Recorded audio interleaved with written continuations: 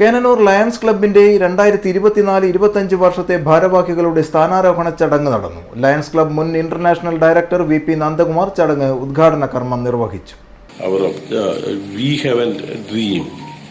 Our dream is to achieve 1.5 million in membership when he becomes the international president.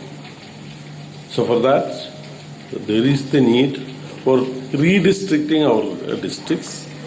And this club has, as I understand, this club has a membership of around 116. Then this club should give birth to more clubs. ഇവിടുത്തെ കുറച്ച് ആൾക്കാർ അങ്ങോട്ട് പോയിക്കോട്ടെ, അങ്ങനെ ഉണ്ടാവുക എന്നുള്ളതാണ്. അപ്പോൾ Triprayar, I belong to Triprayar club, Lions Club of Triprayar. അവിടെ ഒരു ക്ലബ്ബുകളുണ്ടായിരുന്നു. ലാസ്റ്റ് ഒരു ചെറിയ ഗ്രാമമാണ്.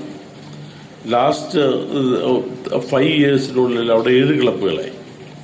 ഇപ്പം 7 ക്ലബ്ബുകളായിട്ട് തൃശ്ശൂർ തൃപ്പയാർ ക്ലബിൻ്റെ മെമ്പർഷിപ്പ് ഇതേപോലെ തന്നെ 130 ആണ്, 130. അവിടെ ഒരു കുറവുണ്ടായിട്ടില്ല. പുതിയ ആളുകൾ വരുന്നു, പുതിയ ലീഡർഷിപ്പ് വരുന്നു, സർവീസ് ആക്ടിവിറ്റികൾ കൂടുന്നു. ലയണിസത്തിന്റെ പ്രസക്തി അവിടെ നാട്ടുകാർ മനസ്സിലാക്കുന്നു.